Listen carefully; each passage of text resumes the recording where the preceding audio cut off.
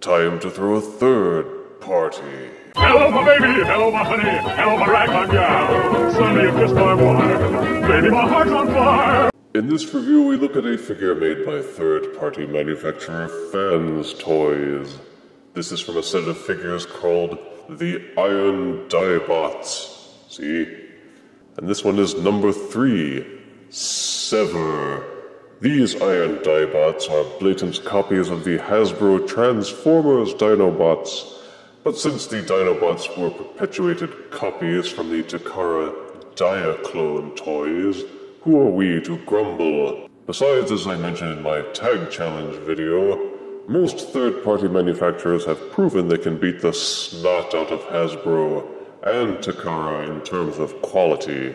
Fans Toys and other independent companies make their figures as high-end collectibles, meant for more serious collectors. And as there is no collector more serious than death, I figured I would try out one of the Iron Dibots and see if they're any good. The box is certainly larger than the typical Transformers figure because the figure itself is larger. Character art is on the front. On the back, there are actual photographs of the figure in both modes under very low studio lighting. The bio reads, "A hulking brute of few words. Sever is slowest among the Iron Dibots to become violent. A dour giant who uses plates upon his back. To draw energy from the sun, he can frustrate the others with his passive, herbivorous nature. When this monster is roused to anger, however, he is capable of unleashing tremendous devastation upon those he calls enemy. As a robot, he is dangerous. His electron rifle and energy sword of concentrated sunlight cut down foes. But it is his stegosaur war form that causes dread. His tail is capable of toppling buildings and crushing armor, or felling villains with every terrible swing, while his thick armor resists all but the strongest of blasts. His strength increases under the direct rays of the sun, which he concentrates into intense beams and fires from his eyes and long, dangerous spikes, melting his foes with the heat of the yellow star. Well, even the bio is a bit more flowery. They have other information down here, including their website and a QR code. QR code, do you mortals even still use those anymore? Anywho, let us unbox Iron Dibot Sever and review him properly. Out of box, Iron Dibot Sever comes with instruction booklet. Hang on to this, you'll need it. A collectible trading card made of thick plastic. It feels a lot like a credit card. On the back it also contains his bio and tech specs. A little plastic baggie ominously filled with replacement parts. And the replacement angry face. A sword weapon accessory with LED lights. And a gun weapon accessory also equipped with LED lights that seem somehow familiar. There's a little light bulb that blinks. What's with him? Laser envy. And this is Iron Dibot Sever as a Stegosaurus. It's everything that Snarl should have been and then some. He has a grayish body with a black rear section. There are different versions of this figure that have the hindquarters as either red to match the Generation 1 cartoon, or blue to match the original Diaclone versions. He feels very heavy and hefty, and with good reason since he is at least the size of a leader-class figure, and includes some die-cast metal parts. There is plenty of sculpted detail, and to justify the expense, they have made many parts of this figure a very shiny metallic gold to mimic the old Generation 1 figure. Close comparison to the Generation 1 figure shows that the sculpting, paint, and decals on Sever have been engineered to mimic and mirror Generation 1, right down to the ridges and bumps. Kudos for doing their homework. It's not a perfect match, but perfection only exists in the minds of the individual anyway, and this is as close to perfect as you can get with a third-party upscale. People who complain about anatomical accuracy to real dinosaurs will have utterly missed the point of this figure. The Dino mode is meant to look fearsome, and is shaped and engineered to turn into a good robot figure. Hence, some of the proportions in the Dino mode will be a bit off, like the overly extended front. But the Stegosaurus mode boasts articulation much more than the Generation 1 figure, or even its Power of the Primes Deluxe remake. The limbs are a bit stiff, but they had to be to hold up Sever's weight.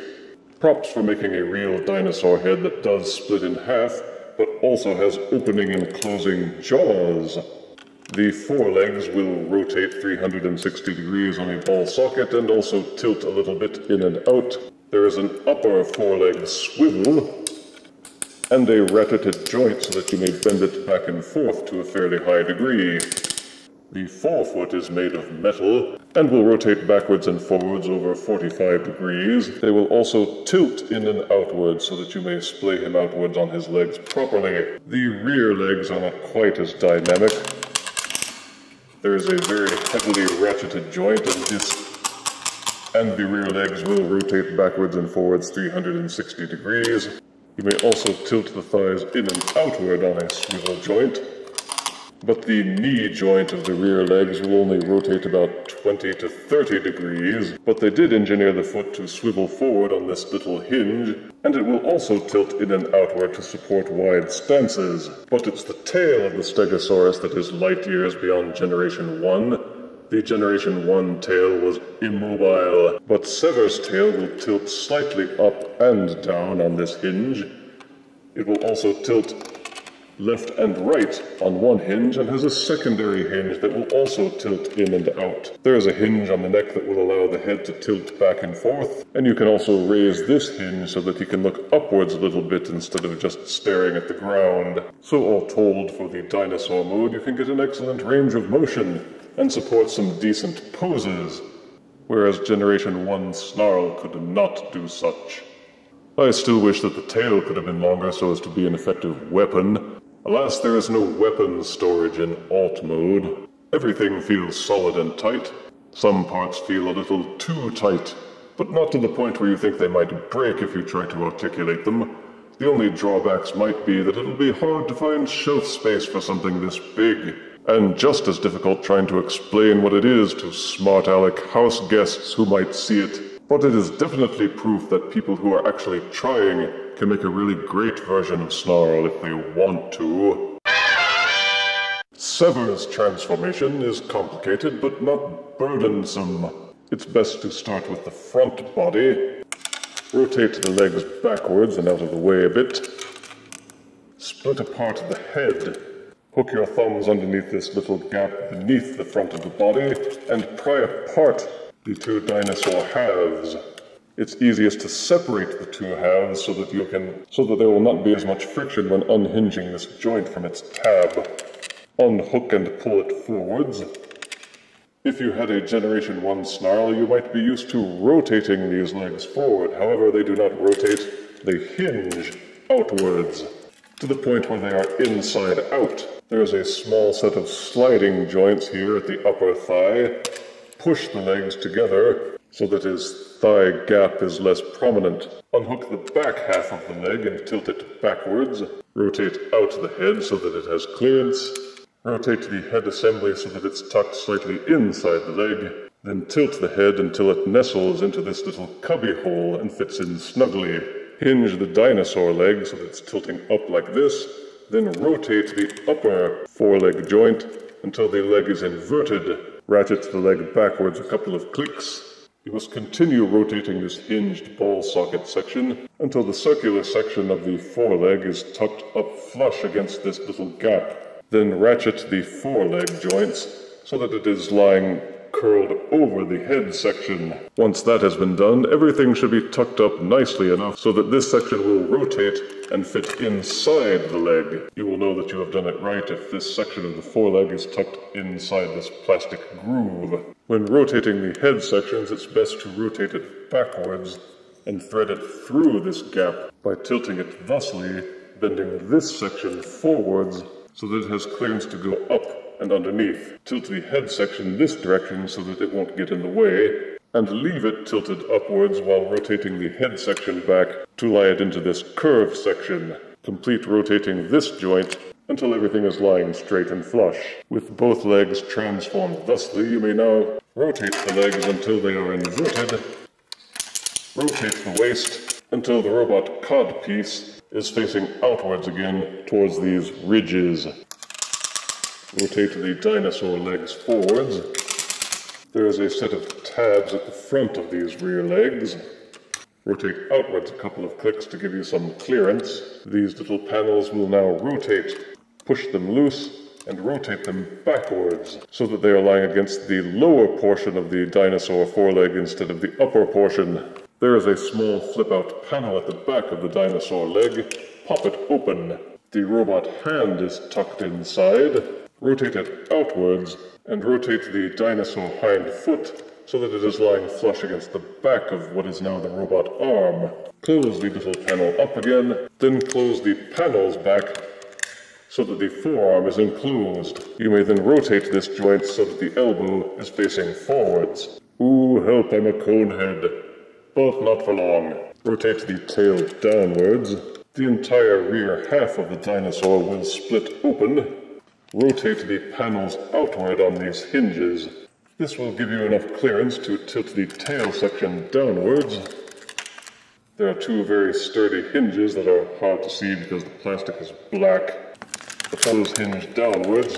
Continue hinging the plate section forwards until it's out of the way. Take the very front of the plate section and tilt it underneath, which will allow you more clearance to tilt the plate section forwards and out of the way. These sections will rotate upwards and give more clearance for the tail. As with Generation 1, the tail splits apart to become Sever's wings or something. Fold these panels inwards, rotate the tail section so that they are hinged upwards and slightly out of the way. There's a second set of hinges inside these panels that form the dinosaur hindquarters.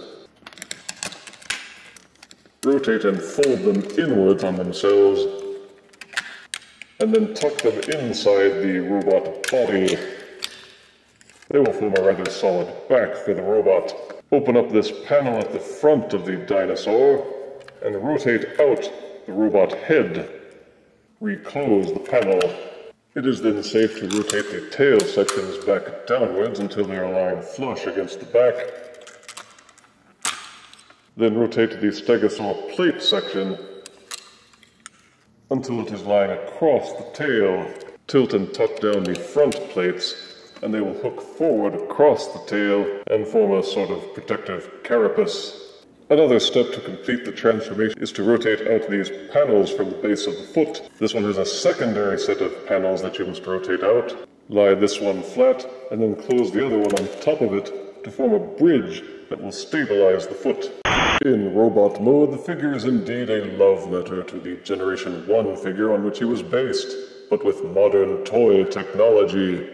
Often with bigger figures, the joints will feel floppy simply because they have to hold up more weight. But Sever/Snarl feels quite stable, and there is sculpted detail a go-go with intricate ridges and lines from head to colossal foot. I have mixed feelings about the weapon accessories. Yes, it's cool that they have LED lights, but they don't seem to fit into the hands very well. Both the gun and the sword have these little ridges on the insides of their handles, and a corresponding groove on the inside of the robot palms. Ideally, what you do is lie the thumb flat against the back of the hand, then push the ridge of the weapon into the groove of the hand. Once you feel the ridge and the groove snapping together, you are supposed to curl the fingers of the robot hands up. The finger joints are tight enough that it holds well, but not very firmly. I would have liked it if the notches were a bit thicker and deeper so that it could hold the sword and the gun without needing the fingers to curl around them. For the gun, especially, the hand needs to be configured weirdly with the fingers curled already and the thumb lying flush so that you may slide the notch into it and have a notch into which the gun can fit before finishing curling the fingers up. Sever boasts good articulation. with a head that will angle forwards and backwards slightly, as well as being able to tilt backwards and forwards and rotate 360 degrees. The tail sections will angle backwards so that you can push them out of the way if you don't like the way that they look, which also helps in getting out of the way for posing the arms. The arms have a heavily ratcheted joint. They will rotate 360 degrees and also rotate in and outwards on a swivel joint. Upper bicep swivel is included, and the arms will rotate forwards and backwards about 45 degrees. The hands boast excellent articulation with a rotating wrist joint, thumbs that will rotate in and out on a ball socket and also rotate around. Each finger has 2 joints to allow it to rotate backwards and to curl, so that with patience you may rotate the hands into several poses, including the come get me finger curl, the high five, and the always popular twister punch.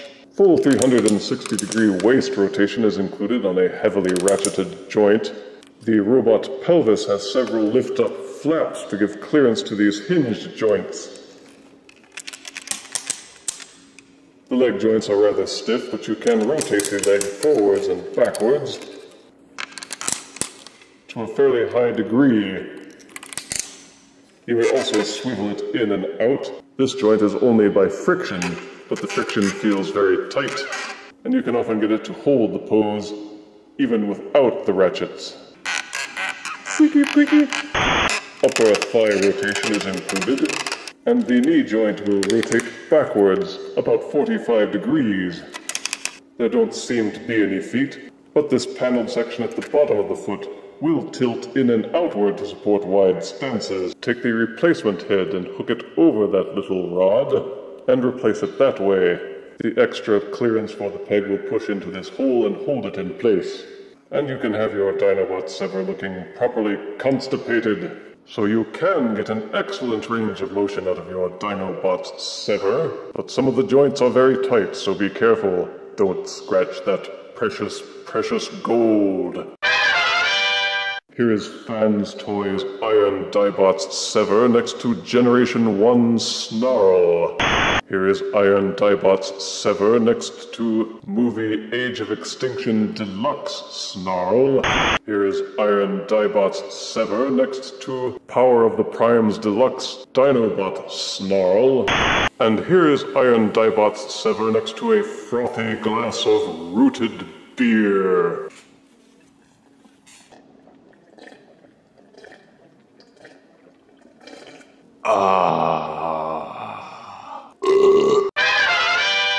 With Iron Dibots Sever, third-party companies have proven yet again that they can beat the snot out of Hasbro in terms of overall quality. Even Takara Tomy figures have got nothing on this. Positives are the figure is solid, well-designed, well-engineered, well-manufactured, and well worth the price to a serious collector.